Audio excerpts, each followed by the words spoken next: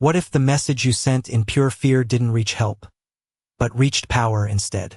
In a dim one-bedroom apartment tucked between flickering streetlights in South Central Los Angeles, 8-year-old Amara Johnson crouched inside a narrow closet that smelled faintly of laundry detergent and dust, her small fingers trembling as they gripped a cracked smartphone with only a sliver of battery left, the screen casting a pale glow across her wide, tear-filled eyes while the world outside that thin wooden door felt too loud, too heavy, too wrong for someone her age to understand. And yet she understood enough to know that something was very, very bad, that her mother's voice had gone from strong to fragile in a matter of minutes, that the air itself seemed to tighten with every passing second, and that waiting quietly was no longer an option. So she did the only thing her young mind could reach for, the only thing that felt like action in a moment where she had none. She opened the messaging app, her thumbs clumsy and shaking as she typed the first words that came to her. Not polished, not perfect, just honest and urgent. "He's beating my mama, please help."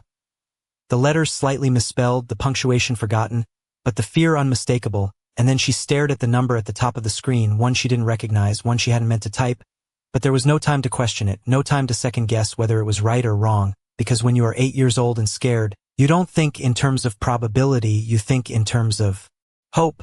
So she hit send, the tiny whoosh sound echoing louder in her ears than anything else in that moment, and just like that, the message left her world and entered another, one she could never have imagined. Miles away across the city where neon signs painted the streets of Koreatown in soft electric colors. Inside a glass-walled penthouse overlooking the skyline, Ethan Kong sat at the head of a long black table, dressed in a tailored suit that cost more than most people's rent. His posture calm, his expression unreadable, as men twice his size waited for his approval on a deal worth over $2 million.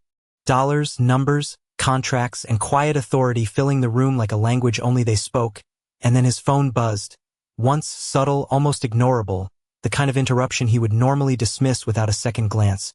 But something made him pause, just long enough to pick it up, just long enough to read the message that had crossed an invisible line between two completely different worlds. "He's beating my mama. Please help." And for a brief second, nothing in the room moved. Not the men, not the city lights, not even Ethan's breath, before he exhaled slowly, setting the phone back down as if it were nothing more than a misplaced notification. A wrong number. A problem that belonged to someone else, because in his world, people didn't ask for help like this, not directly, not without consequence. And yet somewhere in the back of his mind, something quiet and uninvited stirred, a faint echo of a past he had long buried, but not yet ready to face. So he picked up his pen again, the contract still waiting, the deal still unfinished, and the message, unanswered, sitting silently on the screen like a question no one had asked him in years. Coordinates appeared not as numbers but as a narrowing possibility. A digital map forming on the large screen across the room as layers of data peeled away one by one until a single blinking point remained fixed in the lower grid of Los Angeles, South Central, a neighborhood most of the men in the room had never stepped into and never would, because it existed outside their version of the city, outside their polished deals and quiet negotiations. A place measured not in square meters of luxury, but in survival, where rent barely under 1,500,000 Korean won per month could still feel unreachable. And Ethan Kong watched that blinking point with an intensity that had nothing to do with curiosity anymore, his mind shifting from abstraction to structure, from question to action. "How accurate?" he asked, his voice steady, and the analyst responded immediately. "Within 50 meters, signal is weak but consistent."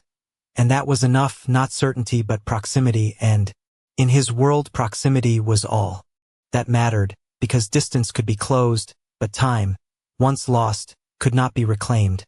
He reached for his jacket without hesitation. The fabric smooth and precise as it settled over his shoulders, every movement deliberate, every second accounted for. Yet beneath that control there was something else building, something quieter, something less defined, a tension not rooted in danger but in recognition, as if the situation unfolding was not entirely unfamiliar, even if the details were different. His head of security stepped closer, lowering his voice. "We can send a team, you do not need to go personally." And for a moment that suggestion hung in the air like a return to normalcy, a path back to distance, to detachment, to the version of himself that never stepped into uncertainty without layers of protection. But Ethan shook his head once, Not sharply, not dramatically, just enough to close the option entirely, because sending someone else would mean reducing the message to a task, and something about that felt wrong in a way he could not logically justify. "Prepare the car," he said, and the shift was immediate. Chairs moved, devices were closed, orders were relayed in low, efficient tones, the room dissolving into motion around a decision that had not been debated but simply made. And as they moved, Ethan picked up his phone again, the screen still open, the messages unchanged, and for the first time since they had appeared, he typed a response, slowly, deliberately, each word chosen not for impact but for clarity. "Send your address. I am on my way." He read it once before pressing send, not because he doubted the words, but because he understood what they implied, a commitment, not just to action but to involvement, and as the message disappeared into the network, traveling back across the same invisible distance it had crossed before, the weight of it settled in because this was no longer an observation, no longer a calculation, it was a decision that could not be undone. Outside the building the city moved as it always did, cars passing, lights shifting, people unaware of the small intersection of lives about to take place, and inside a dim apartment where the air felt heavier with every passing second, Amara Johnson stared at the phone in her hands, the battery now dangerously low, her breathing shallow as she watched the screen, waiting without knowing what she was waiting for, until suddenly it lit up, a single message appearing, simple, direct, real, "Send your address. I am on my way." And for a moment she did not move, did not blink, because those words felt too large, too certain, as if they belonged to a world where people actually came when you asked, a world she had never fully believed in, and yet here it was, glowing softly in her hands, asking her to respond, asking her to trust, and somewhere across the city, Ethan Kong stepped into the elevator, the doors closing quietly as the numbers began to descend, each floor marking the distance between the life he controlled and the one he was about to enter, a place where power did not guarantee understanding, and where the truth waiting at that blinking coordinate was already more complicated than he had chosen to believe. The elevator doors opened without a sound, revealing a quiet lobby bathed in soft white light that reflected off polished stone floors, a world so controlled it almost felt detached from time itself. And Ethan Kong stepped forward with the same composed precision he carried into every decision, his footsteps measured, his expression unchanged. Yet beneath that stillness something had already begun to shift in a way he could not fully name, because for the first time in a long time he was moving toward a situation without a clear outcome, and that uncertainty did not weaken him but sharpened something deeper, something instinctive. Outside 3 black vehicles waited in perfect alignment, engines running, headlights cutting clean lines across the pavement, and the moment he approached the lead car, the rear door opened automatically, his security team already in position, eyes alert, movements efficient, everything exactly as it should be, yet this mission was already different in a way none of them voiced because there was no target file, no confirmed threat, only a message sent by a child to a number she did not know, and that alone disrupted the usual structure of control. Ethan entered the vehicle and the door closed behind him with a soft, final sound, sealing him into a space where decisions could no longer be delayed. The car began to move immediately, merging into the flow of the city, passing through districts that shifted from polished storefronts to quieter, dimmer streets, the contrast unfolding outside the tinted windows like a map of invisible boundaries. And inside the car the silence was heavier than usual, not tense but focused as data continued to update on a tablet screen in front of him, coordinates refining, signal patterns stabilizing, each detail narrowing the distance between intention and reality. His head of security spoke again, careful, measured. "We are still verifying the connection to the previous case, it could be unrelated." And Ethan nodded slightly, acknowledging the logic without fully accepting it, because even as information built around him, his mind kept returning to the message itself, the simplicity of it, the absence of manipulation, and that absence was beginning to feel more significant than any confirmed detail. He glanced down at his phone, waiting not for confirmation, but for a response, and across the city in a space where the walls felt closer with every passing second, Amara Johnson stared at the screen with a mixture of disbelief and urgency, her small fingers hesitating for just a moment before typing the address exactly as she remembered it, each number slow, deliberate, afraid of making a mistake that could erase the only connection she had. She pressed send and held the phone tightly, as if letting go of it might break whatever fragile link had just formed. And then she waited, listening to the distant sounds around her. Her breathing uneven but steady enough to keep her focused, because now she was not just hiding. She was part of something larger, something moving toward her. And back in the car, Ethan saw the message appear, the address clear, specific, real, not a random string of digits but a location that existed, that could be reached, that demanded action. He tapped once on the screen and the navigation system updated instantly, recalculating the route, the driver adjusting without needing instruction, speed increasing just enough to cut through traffic without drawing attention. And as the city lights shifted around them, Ethan leaned back slightly, his gaze forward, but his thoughts no longer aligned with the assumptions he had made earlier, because the more real the situation became, the less certain his initial judgment felt. The idea that this was simply a complication, simply a connection to a larger investigation, began to lose weight against something far more immediate, the reality of a child waiting for an answer she had already received. And for the first time since the night began, Ethan did not see this as a problem to be managed, but as a moment that required something he had spent years avoiding: involvement without distance, action without calculation. And as the car moved deeper into streets where the lights grew dimmer and the buildings closer together, the gap between his world and hers narrowed kilometer by kilometer, until it was no longer just a distance on a map, but a line he had already crossed the moment he chose to respond. The city outside no longer looked the same as it had 20 minutes earlier, the clean lines and bright storefronts of Koreatown fading behind them as the car moved deeper into South Central, where the streetlights were spaced farther apart and the shadows felt heavier. Buildings closer together, paint worn, signs flickering instead of glowing, and Ethan Kong watched it all pass through the tinted glass without comment. His posture unchanged but his attention sharper, because this was not a place his world intersected with often, not directly, not without intention, and yet tonight he was moving into it without the usual preparation, without a defined objective beyond a message that continued to echo in his mind in ways he could not dismiss. The navigation system counted down the distance in kilometers, each decimal shrinking steadily, and beside him the tablet displayed updated signal strength, the coordinates now stable enough to pinpoint a single structure within a narrow radius. His head of security spoke again, voice lower this time, more cautious. "There is something else." And Ethan turned slightly, not impatient, but aware that the tone had changed. "The number we traced, it is not just linked to a missing persons report," he continued, pulling up a file. "It also appeared in a financial trail connected to a small distribution network, unofficial, unregistered."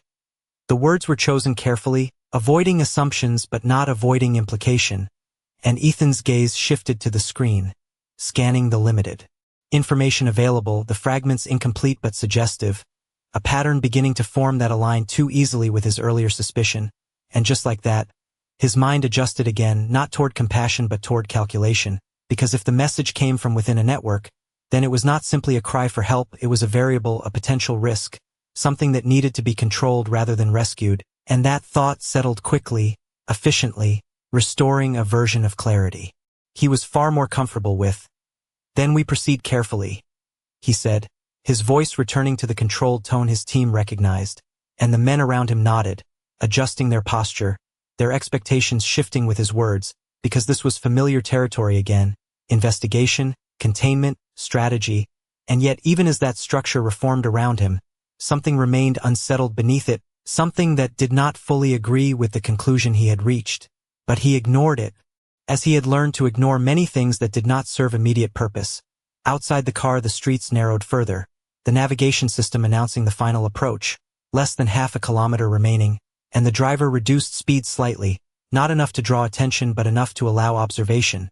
Buildings passing slower now, details clearer, small houses, aging apartments, windows dimly lit or completely dark, a neighborhood that functioned quietly, unseen by the parts of the city that measured value in square meters and revenue. And inside one of those buildings, Amara Johnson shifted her position carefully, the phone still clutched in her hands, the battery now at 3%, the screen dimming to conserve what little remained. But she did not lower it, did not let it out of her sight, because it had become more than a device. It was proof that someone had answered, proof that her voice had not disappeared into nothing.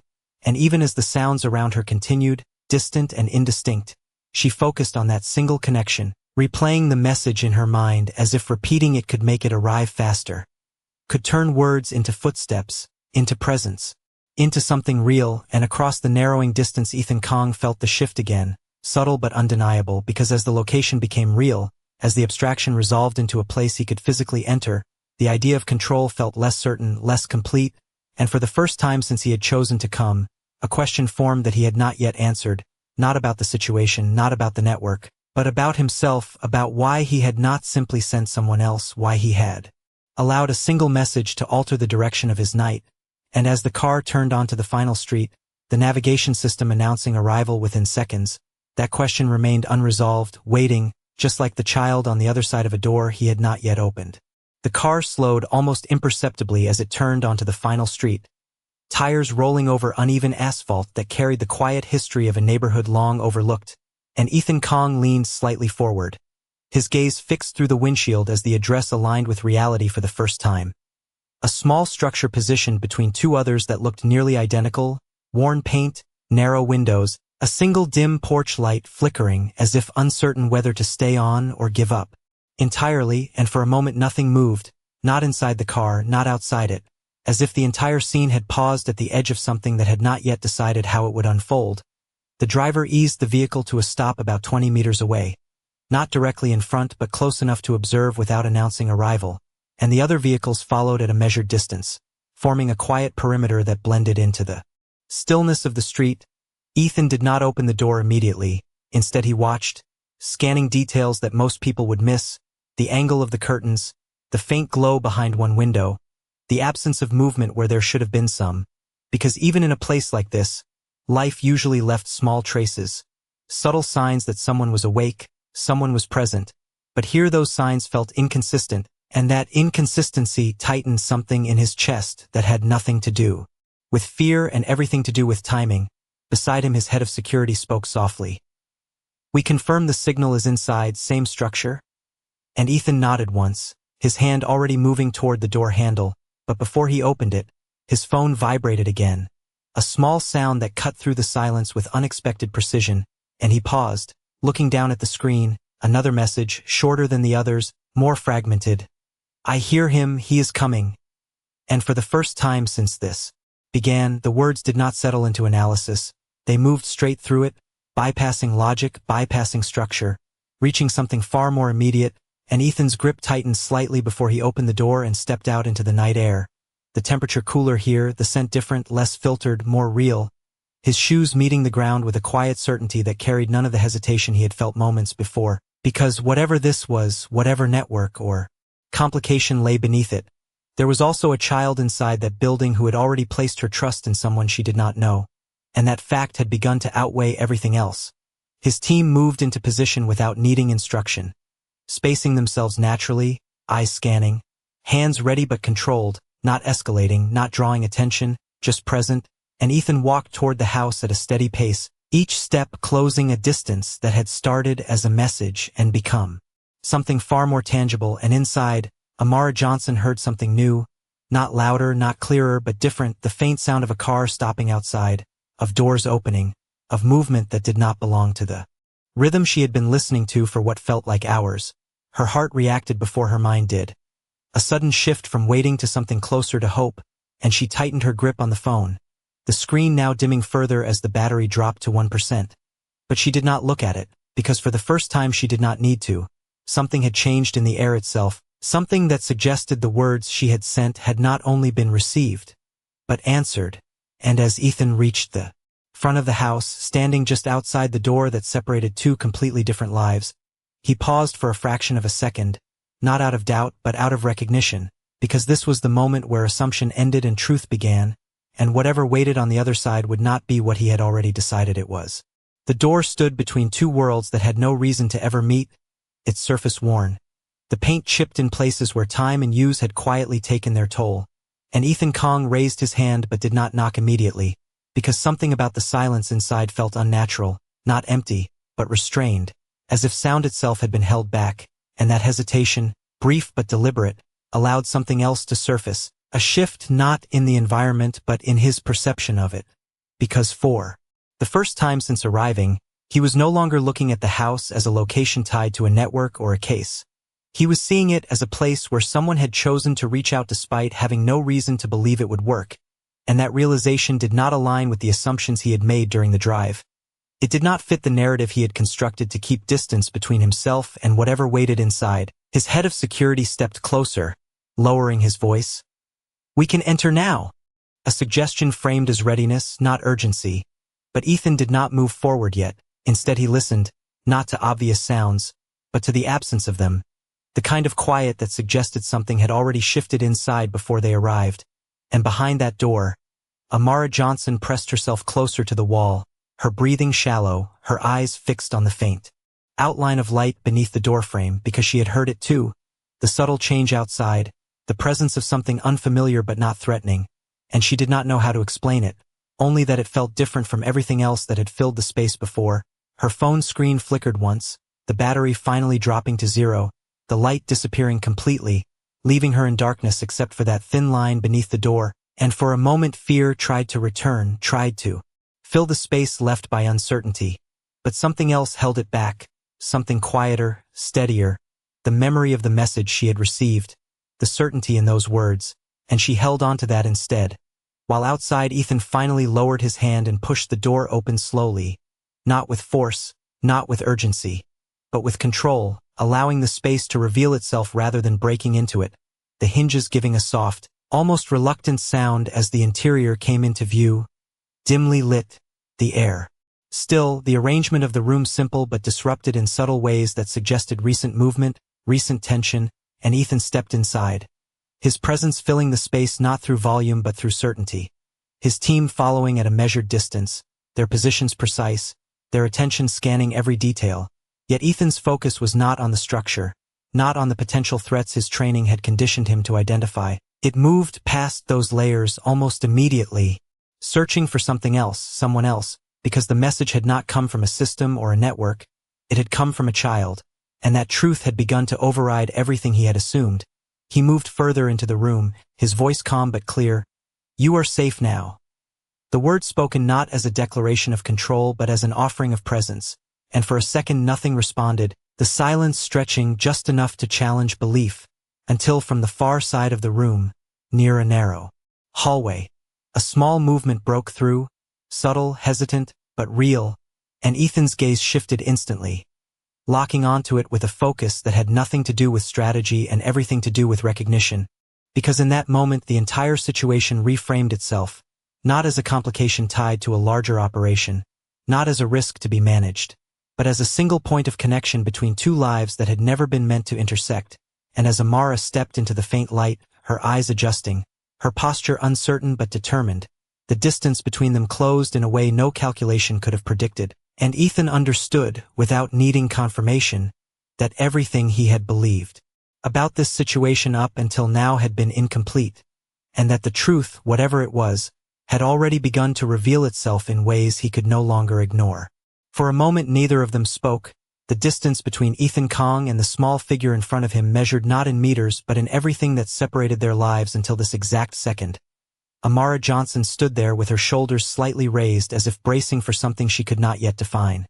Her eyes searching his face for confirmation, not of who he was, but of what he had promised, and Ethan, who had spent years mastering the ability to read people within seconds, found himself doing something different, not analyzing, not assessing threat or value, but simply observing, taking in the way she held herself, the steadiness beneath her fear, the quiet decision that had led her to send a message to someone she did not know, and that alone shifted something deeper than any information his team had gathered, because this was not someone acting within a system, this was someone acting outside of it entirely, driven by instinct rather than strategy, and it disrupted the structure he had been relying on. He took a step forward, slow enough to remain non-threatening, his voice lower now, less controlled. "You sent the message." Not a question but an acknowledgement, and Amara nodded once, her hands still empty now that the phone had gone dark, her voice small but clear. "I did not know who it was going to."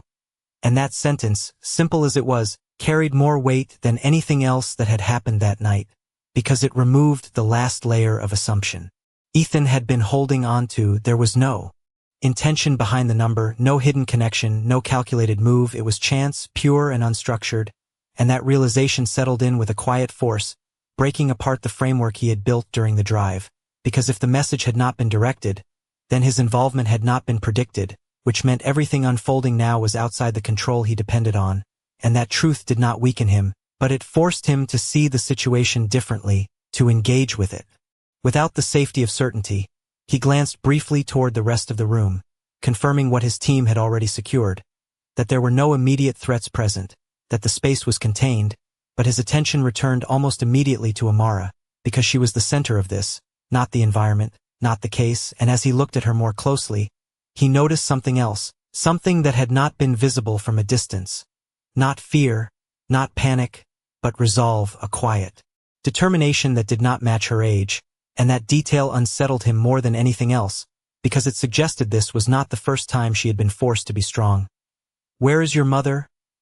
he asked, his tone steady but no longer detached, and Amara hesitated for just a fraction of a second before gesturing toward the side of the room. Her movement small but precise, and Ethan followed her indication without urgency, not rushing, not reacting, but moving with a controlled awareness that allowed the moment to unfold without breaking it, and as he approached, he understood something else, something that had been hidden not by deception but by his own assumptions, that this was not a situation he had stepped into at the beginning, but one that had already been in motion long before he arrived, one that had layers he had not yet uncovered, and as he turned slightly back toward Amara, meeting her eyes again, there was a subtle shift in his expression. Not dramatic, not visible to most, but real, because for the first time that night, he was no longer trying to define the situation before acting. He was allowing it to reveal itself, and in that shift, the distance between who he was and what was happening began to narrow in a way that no calculation could have predicted.